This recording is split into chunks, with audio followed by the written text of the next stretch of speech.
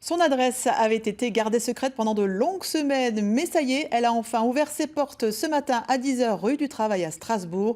L'échoppe magique, la boutique d'Harry Potter, propose sur place 600 objets tirés de la série culte, un véritable lieu de perdition pour les fans du petit magicien. Bonjour Judith Young, vous êtes déjà sur place avec Marie-Christine Lang. Est-ce la foule des grands jours ? Et oui, Astrid, le plus célèbre des sorciers anglais, a attiré des centaines de fans dès l'ouverture ce matin à 10 h. Et depuis, la file ne désemplit pas. Faut dire que la boutique de 70 mètres carrés accueille à chaque fois que 20 fans. C'est un concentré d'Harry Potter, de son univers. Derrière moi, par exemple, le mur secret que franchit Harry Potter pour rejoindre le Poudlard Express. Des fans qui le sont le plus souvent depuis qu'ils sont tout petits. Je vous propose d'en écouter certains. Ils ont des stocks limités, donc c'est mieux d'y être dès le début, comme ça on peut plus facilement avoir absolument tout ce qu'on veut, du moins au niveau des objets et des produits dérivés. Et alors la panoplie complète, hein. Oui, la cravate, la chemise, le pull. Et donc c'était tout naturel que tu viennes ce matin, il fallait être là. Ah oui, logique. Quand j'étais petite, en fait, ça m'a simplement développé mon imagination. La magie ou des choses comme ça en général. C'est beaucoup l'univers, c'est vachement fantastique et c'est une chose que j'aime beaucoup. Expecto Patronum.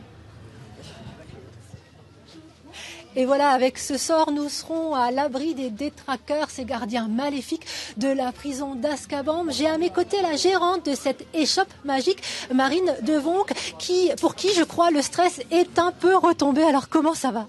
Ça va mieux, beaucoup mieux. C'était compliqué ces derniers jours, hein ? Un petit peu, ouais. Un petit peu la peur de décevoir, vraiment.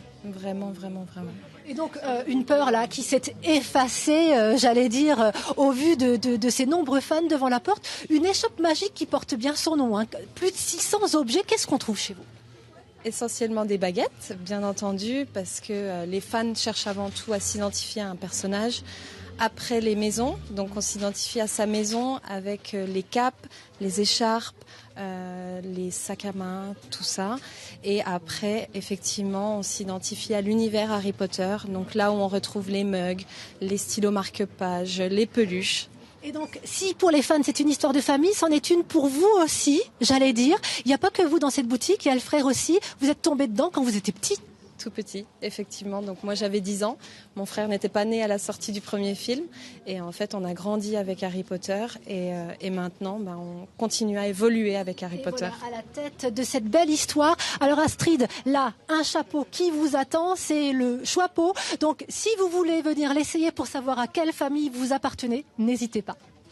Merci beaucoup Judith, et merci à Marie-Christine Lang qui était avec vous.